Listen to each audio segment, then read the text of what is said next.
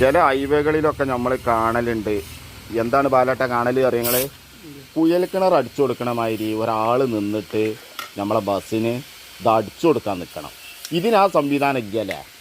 ഇതിനിപ്പോൾ എന്താണ് അതിനുള്ള ഒരു സംഭവം? എന്താണ് നിങ്ങൾ ചെയ്തുകൊണ്ടിരിക്കണത്? എയറിൽ നിങ്ങൾ ചെയ്യണേ.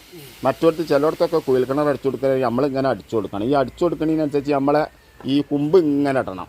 അതാണ് ഇതിൻ്റെ അത്. ഈ ഒരു സംഭവം ഈ സംഭവത്തിന് ഇല്ലട്ടാ. അതാണ് ഇതിൻ്റെ പ്രത്യേകത. നമുക്ക് അടിച്ചിണത് കാണാൻ പോവുകയാണ്. നമ്മളെ ബാലേട്ടനാണ് ആദ്യം ഇദ്ദേഹം വർക്ക് ചെയ്തിരുന്നത്. നമ്മൾ ആമോദരം പഠിക്കുക തന്നെയായിരുന്നേ. 2 ഒച്ചയാണ് ഇതിന് വരിക. സിക്ക് നിറ ഒച്ച വരും. അങ്ങേ പുറത്ത് ഔട്ടാവും. ഈ ഔട്ടാവുന്നതാണ് അതിൻ്റെ ഉള്ളിലുള്ള രസം. അപ്പോൾ ഈ ഔട്ടാകുന്നിടത്തേക്ക് ഞാൻ ആണ്ട് പോയാൽ ഇതാവില്ല. മനസ്സിലായില്ലേ? അവളെ ഭാഗത്ത് ഇങ്ങനെ അടിച്ചുകൊണ്ടിരിക്കുകയാണ്. ബാലേട്ടന് ഇവിടെ ഏറ്റവും കൂടുതൽ നല്ല ഒരു പിന്നെ എന്താണെന്ന് പറയില്ല, സോഫ സെറ്റിൻ്റെ അടിയിൽ കിടന്നിട്ടാണ് ഈ പിന്നെ ഗ്രീസ് അടിച്ചുകൊണ്ടിരിക്കുന്നത്. അന്തറാണിത്. ഏത് വാഹനത്തിൻ്റെ അന്തറിൽ. അപ്പോൾ നിങ്ങൾക്ക് കാണിച്ചു തരാനിപ്പോൾ ഉണ്ടാവില്ല. ഇതാണ് നമ്മളെ ബാലേട്ടന്. നമ്മളെ ബാലേട്ടത് അതാണ്ട ഒരു ഒച്ച അങ്ങനെ വരും. ഒരു ഒച്ച ഇവിടെ വന്ന് ഒരു എയറിൻ്റെ ഒരു ഒച്ച നമുക്ക് കൊടുത്തു തോന്നുന്നത്. ആ ഒച്ച വരുന്നത് കൊടുത്താൽ നിങ്ങൾക്ക് വല്ല കൊടുത്തുണ്ടാകാം.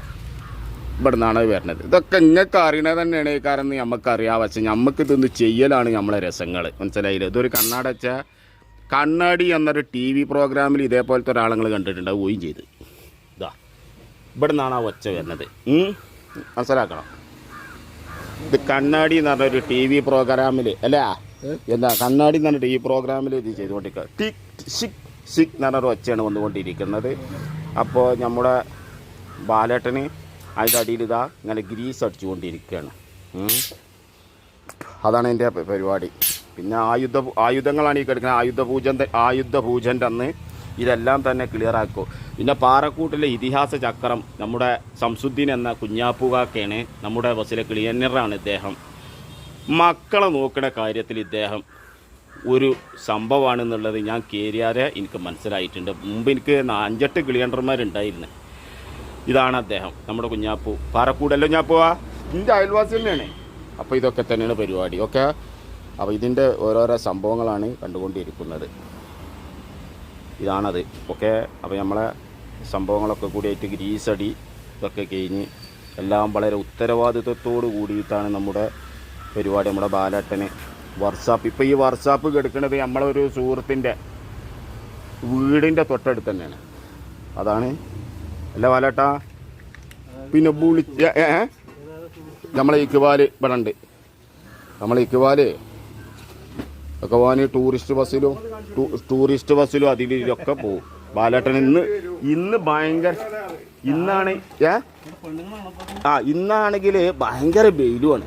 എന്തോരു വെയിൽ അറിയാം. ഇന്ന് ഭയങ്കര വെയിലുള്ള സമയമാണ്. അതാണ് സംഭവങ്ങൾ.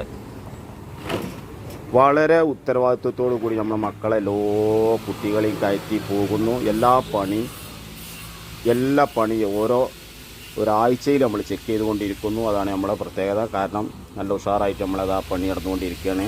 ഇപ്പോൾ ഒരു ഒച്ച ഇവിടുന്ന് വരാണ്ടിട്ടാ. കേട്ടോളി. ശബ്ദം എന്നൊക്കെ പറയും. ഞാൻ ഒച്ച എന്ന് പറയണത് നിങ്ങൾ നോക്കണ്ട.